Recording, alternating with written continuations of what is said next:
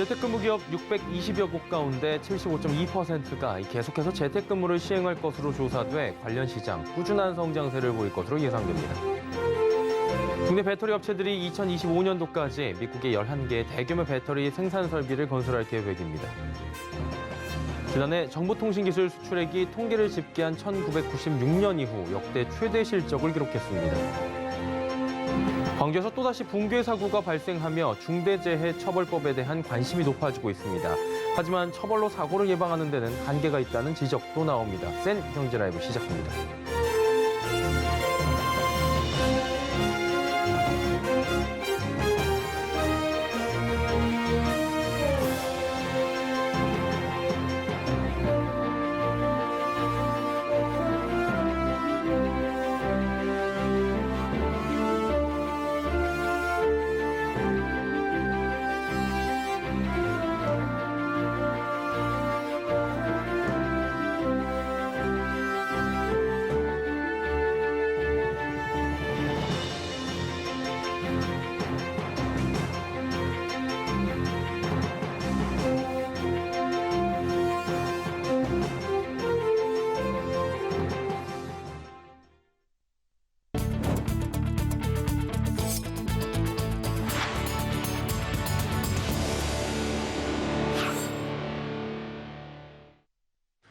시청자 여러분 안녕하십니까? 센 경제 라이브 서정덕입니다.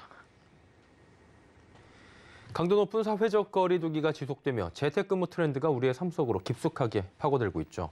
특히 재택근무 시행 기업들은 포스트 코로나에도 대부분 재택근무를 계속할 것으로 조사돼 관련 시장은 꾸준한 성장세를 보일 것으로 예상됩니다. 배요한 기자입니다. 최근 고용노동부 발표에 따르면 재택근무 기업 620여 곳 가운데 75.2%가 계속 재택근무를 시행할 것으로 조사됐습니다. 재택과 회사 근무를 비교할 경우 생산성에 별다른 차이가 없다는 것이 주된 이유입니다.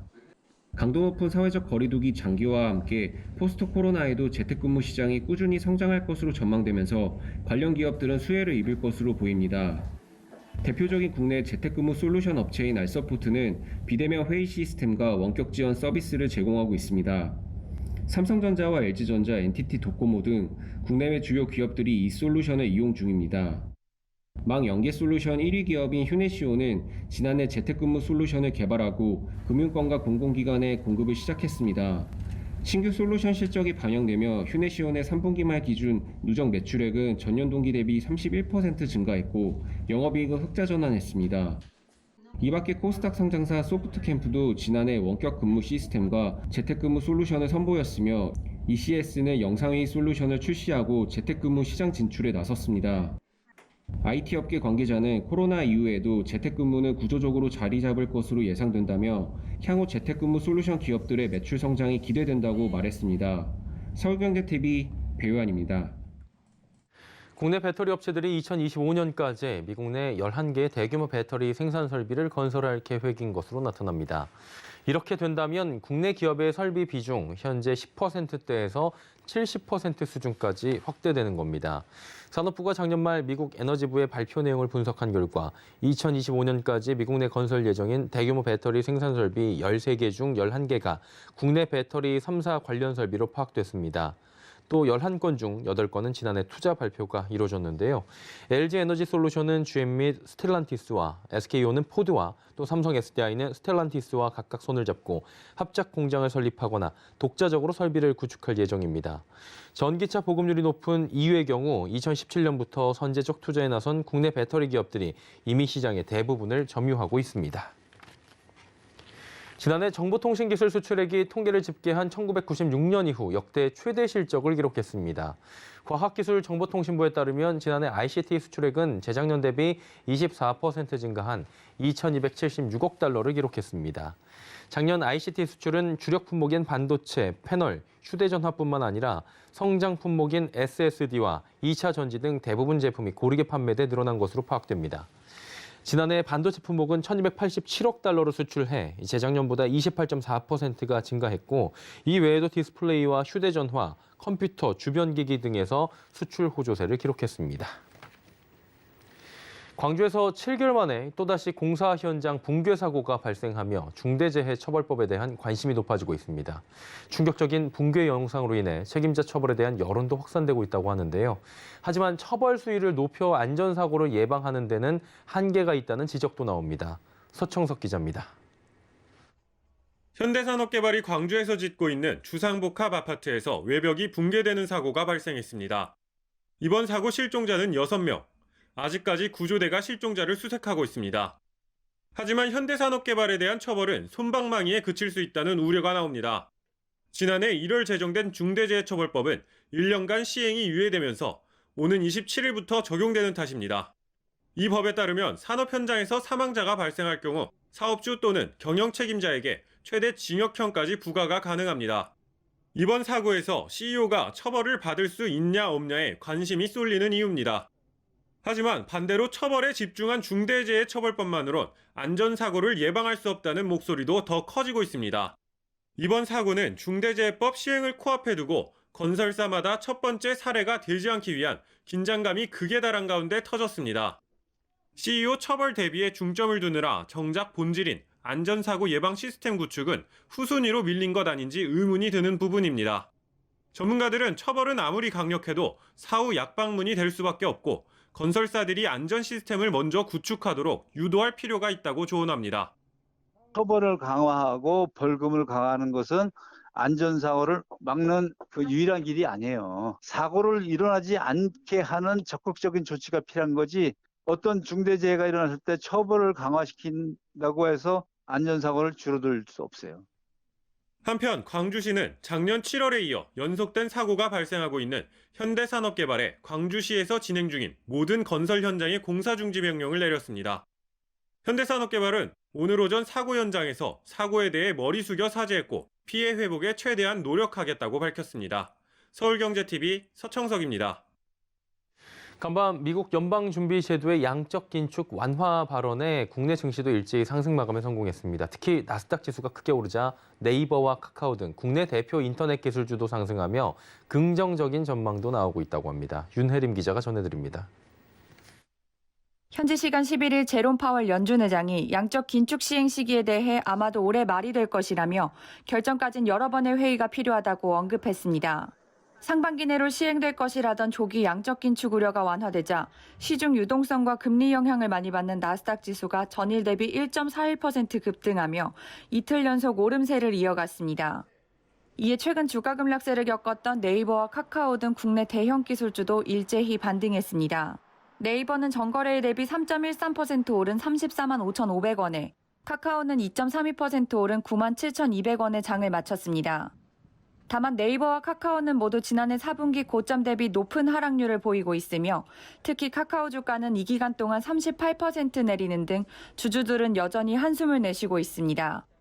카카오의 지난해 4분기 영업이익이 대규모 성과급 증가와 거리두기 강화로 인한 모빌리티 사업부의 약진으로 시장 기대치를 21% 하회할 것으로 예상되는 것도 주가에 악영향을 끼치고 있습니다. 하지만 증권업계에서는 4분기를 저점일 가능성을 제기하며 최저가 매수 전략, 이른바 바텀피싱에 나서라고 조언했습니다. 김동희 메리츠증권연구원은 네이버와 카카오에 대한 투자 심리는 4분기 실적 발표와 3월 대통령 선거를 저점으로 빅테크 규제 불확실성이 해소되며 본격 개선될 것으로 전망한다며 관련 업종에 대한 투자는 올해에도 메타버스, NFT, 핀테크 가치 상승으로 지속해야 하며 카카오와 크래프톤을 최선호주로 추천한다고 전했습니다. 서울경제TV 윤혜림입니다. 올해 국내 100대 기업의 시가총액 지난해보다 대폭 늘어난 것으로 나타납니다. 한국 CXO 연구소에 따르면 국내 시가총액 상위 100대 기업의 시가총액 합계는 2,128조 원으로 지난해 1월 대비와 비교해 208조 원가량 늘어났습니다. 올해 시가총액 순위는 삼성전자가 469조 2천억 원으로 1위를 차지했고 이어 SK하이닉스, 네이버, 삼성바이오로직스, 카카오 등의 순이었고 시가총액 1조 원이 넘는 기업 역시 지난해 234곳에서 올해 288곳으로 54곳이 더 늘어난 것으로 나타납니다. 이 기간 동안 카카오는 시가총액이 약 16조 원가량 늘며 가장 많이 증가한 기업으로 꼽혔고 삼성전자는 시가총액이 26조 원가량 감소하며 감소폭이 큰 기업으로 기록했습니다. 지난해 국내 상장사의 자사주 처분 규모가 4조 5천억 원을 넘어서며 2년 새 3배 이상 증가했습니다. 주주가치 제고를 위한 주식 소각과 임직원 보상을 위한 자사주 처분이 큰 폭으로 증가한 것으로 나타났는데요. 기업데이터연구소 CEO 스코어는 국내 500대 기업 상장사 중 자사주 취득, 처분 현황을 공시한 229개 기업을 대상으로 조사한 결과 이같이 분석됐다고 오늘 밝혔습니다. SK텔레콤이 2조 1,522억 원으로 지난해 자사주 처분 규모가 가장 컸고 네이버, SK하이닉스, 이마트 등이 그 뒤를 이었습니다.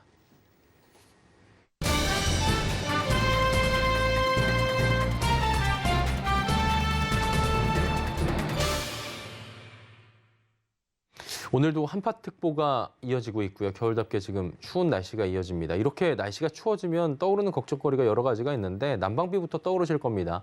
난방비는 그런데 간단한 관리로도 절약이 가능하다고 합니다. 자, 그래서 오늘은 가정에서 실천할 수 있는 난방비 절약 방법 알아보도록 할 거고요. 경제산업부 장민선 기자 연결돼 있습니다. 장 기자 나와 있습니까? 네, 안녕하세요. 물가 상승이 올해 굉장히 가파르게 또 나타날 것이다. 작년에 이어서 이런 얘기들이 나오고 있습니다. 난방비도 지금 피해갈 수 없을 것 같은데 난방비 부담이 올해는 어떨 것으로 전망됩니까? 네, 겨울철 한파보다 무서운 것이 난방비라는 말이 있죠. 올해도 난방비 상승이 우려되는 상황입니다. 미국 에너지정보국의 겨울철 난방비 사용 전망 보고서에 따르면 올해 천연가스로 난방을 하는 가구의 절반가량이 지난해보다 30% 더 많은 비용을 지출하게 될 것으로 보입니다. 프로판가스 사용자는 난방 비용이 54% 늘어나고 난방용 기름 사용자는 43%, 전기 이용자는 6% 비용 부담이 늘 전망입니다. 또 서민들의 대표적 난방 연료인 등유와 연탄값이 크게 올라 서민들의 힘든 겨울나기가 예상되는데요. 지난해 서울시가 조사한 겨울철 가구당 월 평균 난방비는 12만 9천 원이었습니다. 기름 보일러에 쓰이는 등유는 겨울철 한 달 난방에 1드럼이 필요한데요. 약 22만 원으로 추산됩니다. 가구 형태나 구성원에 따라 차이는 있겠지만 겨울철마다 적지 않은 난방비가 고정적으로 나가는 셈입니다. 아무래도 다 올랐고 지금 한 푼이라도 줄여야 되는 상황 속에서 난방비를 아껴보려는 가구들이 많잖아요. 그렇다면 구체적으로 어떤 방법들이 있습니까? 네, 먼저 창문이나 문틈에서 들어오는 바람을 막아주는 문풍지는 대표적인 난방용품이죠.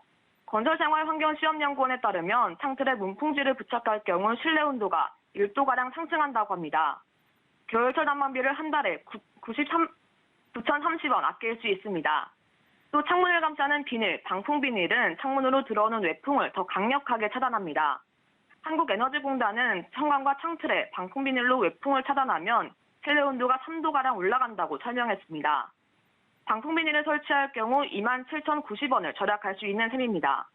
또 소위 뽁뽁이로 불리는 에어캡은 실내 보온 효과가 높아 방한용품으로 꾸준히 인기를 끌고 있는데요. 설치 방법도 창문에 붙이기만 하면 돼 간단한 편입니다. 2014년 KCL 실험에 따르면 에어캡의 보온 효과는 방풍 비닐보다 1.5도가 더 높은 것으로 나타났습니다. 실내 온도 4.5도 상승 효과로 4635원을 아낄 수 있습니다. 지금 소개해드린 절감 비용은 서울시 월평균 난방비에 보일러 설정 온도 1도 하락당 에너지 절감 효과를 난방 비용으로 치환해 계산한 겁니다. 다른 변수는 고려하지 않은 것이므로 참고용으로 활용하시면 좋을 것 같습니다. 지금까지 말씀해 주신 건 이제 막는 방법이고 결국엔 이제 따뜻하게 만들려면 뭐 보일러나 난방기구를 사용할 수밖에 없잖아요. 난방비를 조금 전에 말씀해 주신 대로 줄이고 난방 만족도를 높이는 관리 방법 뭐 이런 것들이 있습니까? 네, 보일러 생산 전문 업체들은 외출할 때 보일러를 끄는 대신 실내 온도를 10도에서 15도로 설정하는 것도 난방비를 줄일 수 있는 방법이라고 설명합니다. 추후 보일러 가동 시 집안의 온기를 채울 때까지 오랜 시간이 소요되지 않기 때문에 에너지를 절약할 수 있다는 설명인데요. 최소 온도를 유지시키는 외출 모드, 가동 정지 시간을 설정하는 예약 모드 등을 통해서도 난방비를 절약할 수 있습니다. 경동나비에는 보일러 배관을 보온재로 감싸주는 것이 중요하다고 강조했습니다. 특히 기록적인 한파에 수감 동파가 걱정되는 날이면 집안에 있는 모든 수도를 살짝 틀어놓고 물을 순환시키는 것도 도움이 됩니다. 냉기를 차단했다면 집안 온기를 널리 퍼뜨리기 위해 가습기도 활용해보는 것이 좋은데요. 보일러와 가습기를 동시에 가동하면 가습기에서 나오는 수증기가 공기순환을 촉진해 빠른 시간 내 실내 온도를 높일 수 있다고 합니다. 또 하루 종일 보일러를 가동하며 가스비가 걱정되는 경우 실내 온도를 낮추는 대신 잠자는 시간 동안 온수 매트를 활용해보는 방법도 있습니다. 일상생활에 사용하는 에너지 사용은 줄이면서 잠잘 때는 최적의 숙면 온도로 따뜻하게 사용하면 수면의 질까지 높일 수 있습니다. 귀뚜라미는 2월까지는 보일러에 내장된 동결 방지 기능이 정상적으로 작동할 수 있도록 해야 한다고 조언했습니다. 항상 보일러 전원을 연결해두고 가스 밸브와 분배기 밸브도 열어둬야 하는데요. 귀뚜라미는 사용자들의 이해를 돕기 위해 동결 예방법과 증상별 조치 요령 관련 영상을 제작해 귀뚜라미 보일러 AS 접수 서비스를 통해 제공하고 있습니다. 예, 그리고 요즘에 친환경 바람이 여기저기서 불고 있는데 보일러 쪽에서도 이런 친환경 바람이 불고 있습니까? 네, 친환경 보일러는 전옥스 보일러로 불리기도 하는데요. 가정용 전옥스 보일러는 한국환경산업기술원의 전옥스 보일러 환경표지 인증을 받은 제품으로 증발량의 시간당 0.1톤 미만이거나 열량의 시간당 61,900kcal 미만인 보일러를 말합니다. 질소산화물 발생량이 일반 보일러의 8분의 1 수준이며 열 효율은 12%가 높아 미세먼지와 온실가스를 줄이는 효과가 있습니다. 연간 100만 원의 도시가스비를 지출하는 가정은 약 13만 원의 비용을 절약할 수 있게 됩니다. 그리고 이제 궁금한 게 이런 친환경 보일러를 교체하려면 보조금 혜택 같은 게 좀 있습니까, 지금? 네, 서울시가 지난 10일부터 올해 가정용 친환경 보일러 교체 보조금 지원을 시작했습니다. 이번 보급 규모는 지난해 대비 2배로 늘어난 11만 5천여 대로 총 120억 원을 지원합니다. 서울시는 올해 지원 금액을 대당 10만 원으로 책정했는데요. 지원 금액이 줄어든 대신 보급 물량을 2배로 늘려 온실가스와 미세먼지 저감에 효과적인 친환경 보일러를 더욱 많이 보급하려는 취지입니다. 인천시도 가정용 친환경 보일러를 설치 지원 대상을 확대하기로 했고 충주시도 6억 3천만 원여의 예산을 들여 총 5,300가구에 지원한다는 방침입니다. 이외에 각 지방자치단체들도 가정용 친환경 보일러 교체를 위해 다양한 지원 사업을 추진하고 있습니다. 자, 에너지 절약이 뭐 항상 나오는 얘기 같은데 서울시에서는 뭐 에코 마일리지 제도 이런 걸 운영하고 있다고 하는데 구체적으로 어떤 겁니까? 네, 서울 시민이라면 에코 마일리지를 통해 에너지 사용을 줄인 만큼 혜택을 받을 수 있는데요. 이미 서울 시민의 5분의 1이 참여 중입니다. 서울시 에코 마일리지는 자발적인 에너지 절약을 통해 온실가스를 줄이자는 시민 참여 프로그램으로 2009년 처음 도입됐습니다. 가정뿐만 아니라 학교나 기업 단위로도 참여할 수 있는데요. 참여 방법은 간단합니다. 에코마일리지 홈페이지에서 회원가입 후 고객 정보를 입력하면 되고요. 6개월 단위로 전기와 수도, 도시가스 등의 에너지 사용량을 집계해 절감률에 따라 마일리지를 적립받을 수 있습니다. 개인 회원은 최근 2년간의 이전 사용량과 비교해 5% 이상 사용량 절감 시 퍼센테이지에 따라 차등적인 마일리지를 적립받게 됩니다. 5에서 10% 절감 시 1만 마일리지, 10에서 15% 절감 시 3만 마일리지, 15% 이상 절감 시 5만 마일리지 받을 수 있습니다. 이렇게 적립된 마일리지는 현금화가 가능한데요. 지방세나 아파트 관리비 납부 또는 사막화 방지를 위한 나무 기부 등으로 활용할 수 있고요. 또 이동통신 요금 및 대중교통비 결제, 상품권 교환 등 다양하게 쓰일 수 있습니다. 예, 이 에코마일리지는 지금까지 모르고 못하고 있었는데 오늘 좀 해봐야 될 것 같습니다. 절약하면서 따뜻한 겨울 보내는 방법들 살펴봤습니다. 장민선 기자였습니다. 고맙습니다.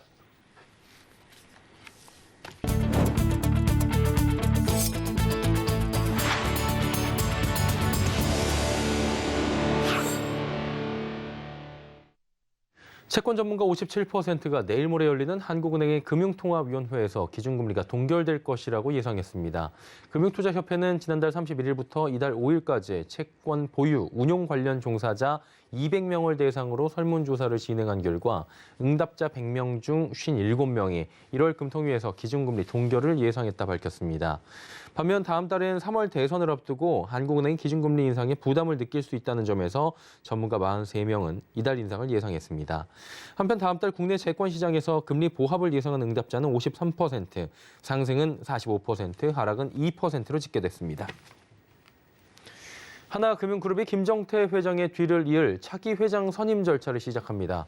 하나금융지주 이사회는 오늘 회장 추천위원회 첫 회의를 소집하고 차기 회장 후보군 인선 방향을 논의했습니다. 회추위는 주주와 이해관계자 및 외부 자문기관 등이 추천한 후보군을 토대로 이달 말까지 20명 안팎의 예비 후보 명단을 작성하고 다음 달 중 최종 후보자 명단을 추릴 것으로 전망됩니다. 김정태 회장은 오는 3월 정기 주총일에 임기가 종료됩니다. 김 회장은 지난 2012년 그룹 회장에 선임된 이후 10년여간 하나금융을 이끌었습니다. 차기 회장 주요 후보로는 함영주 부회장, 지성주 부회장, 박성호 하나은행장 등이 꼽히고 있습니다.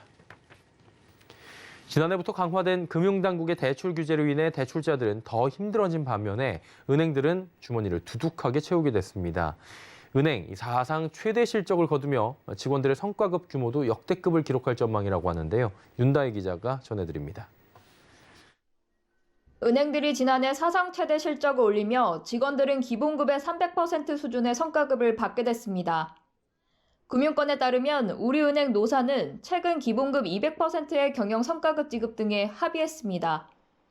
이는 재작년 기본급의 130%였던 성과급에서 대폭 늘어난 수준으로 최대 경영 성과급인 겁니다. 또 직원 사기 진작 명목으로 기본급 100%에 100만 원도 추가로 책정되면서 사실상 기본급의 300% 이상을 성과급으로 받게 됐습니다. 지난해 말 인단협이 타결된 KB국민, 신한하나은행도 비슷합니다. 국민은행의 성과급은 월 통상임금의 300%로 전년인 통상임금 200%에 150만 원보다 확대됐습니다. 신한은행도 지난해 경영 성과급으로 기본급의 약 300%를 받았습니다.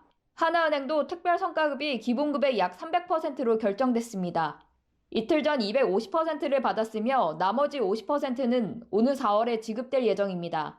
이같이 은행들이 역대급 성과급이 책정된 것은 지난해 은행의 이익이 크게 증가했기 때문입니다.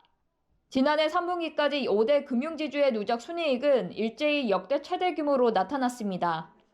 대부분 전년보다 10% 내외로 증가했습니다. 금융당국의 대출 규제 강화로 대출을 미리 받아놓자는 가수요가 늘었고 은행권이 가상금리를 일제히 높이며 이자 수익이 불어난 영향입니다. 업계에서는 지난 4분기 실적도 호조를 예상하고 있으며 올해도 계속될 것으로 보고 있습니다. 내일 모레 기준금리 추가 인상이 예고되는 등 올해 3차례 금리 인상이 전망되고 있기 때문입니다. 서울경제TV 윤다희입니다. 삼성전자가 신개념 조리기기 비스포크 큐커 대중화를 위해 CJ-제일제당과 협력합니다. 비스포크 큐커는 그릴과 에어프라이어, 전자레인지, 토스터 기능을 모두 갖춘 포인원 조리기기입니다. 삼성전자는 지난해 7월 비스포크 큐커 출시 이후 지속적으로 국내 주요 식품업체들과 협력을 확대하고 비스포크 큐커용 가정 간편식과 밀키트를 선보여왔습니다. 이번 CJ-제일제당의 합류로 소비자들은 13개 식품사가 제공하는 총 170여 종의 전용 레시피나 메뉴를 즐길 수 있게 됐고 이달 중에 200종 이상으로 레시피는 확대될 예정입니다. 한국토지주택공사 LH는 법정 자본금을 종전 40조 원에서 50조 원으로 증액하는 한국토지주택공사법 개정안이 어제 국회 본회의를 통과했다 밝혔습니다.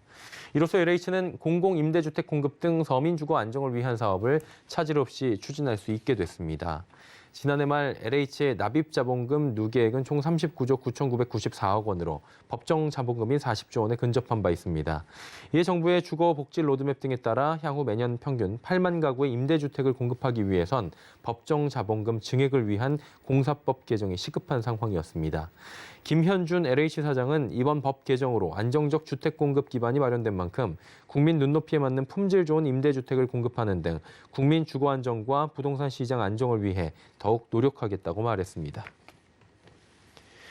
예금보험공사는 차고 송금 반환 지원 제도를 시작한 뒤 약 6개월 동안 총 16억 원을 송금인에게 돌려줬다 밝혔습니다. 차고 송금 반환 지원은 송금인 실수로 잘못 보낸 돈을 예보가 다시 돌려주는 제도로 지난해 7월 6일 도입됐습니다. 예보는 지난해 말까지 약 5,300건의 차고 송금 지원 신청 문의를 받아 이 가운데 2,200여 건의 지원 대상으로 판정했습니다. 이 중 지원이 완료된 건은 약 1,300건, 16억 원가량이고 나머지는 현재 반환 절차가 진행 중입니다.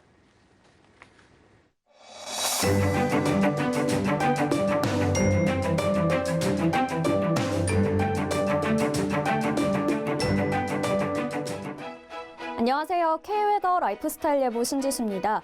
오늘 춥다는 말이 절로 나오는 하루였습니다. 서울의 아침 기온 영하 11.3도를 기록했는데요. 내일 아침 기온도 영하 9도로 추위가 여전하겠고요. 한낮에도 영하권에 머물겠습니다. 이번 한파는 모레 금요일까지 이어지겠습니다. 내일은 새벽부터 오전 사이 남부 곳곳에 눈 소식이 있습니다. 특히 전라 서해안에는 최고 8cm, 제주 산지는 최고 15cm의 눈이 예상돼 주의하셔야겠고요. 충청과 전라 내륙에는 1에서 5cm, 영남 내륙도 1cm 안팎의 눈이 예상됩니다. 건조주의보가 발효 중인 강원과 영남 등 동쪽은 건조함이 심해지고 있습니다. 각종 화재 예방에 힘써주시기 바랍니다. 다음은 자세한 지역별 날씨입니다. 중부지방 내일 아침 기온 서울이 영하 9도, 춘천 영하 12도로 춥겠습니다. 낮 기온은 서울 영하 4도, 춘천 영하 3도 예상됩니다. 동해안 지방 속초의 아침 기온 영하 7도로 출발해 한낮 기온은 영하 2도 보이겠습니다. 남부지방 아침에 전주와 대구가 영하 6도로 시작하겠고 낮에는 전주 영하 1도, 대구는 1도 예상됩니다. 내일 새벽부터 전 해상과 해안가를 중심으로 바람이 강하게 불면서 해상의 물결도 모두 거세게 일겠습니다. 주말에는 추위의 기세가 한풀 꺾이겠습니다. 다만 토요일 경기 북부를 시작으로 일요일에는 곳곳으로 눈이 오는 곳이 많겠습니다. 날씨였습니다. 센 경제 라이브 저희가 준비한 소식은 여기까지입니다. 편안한 저녁 시간 보내시길 바랍니다. 고맙습니다.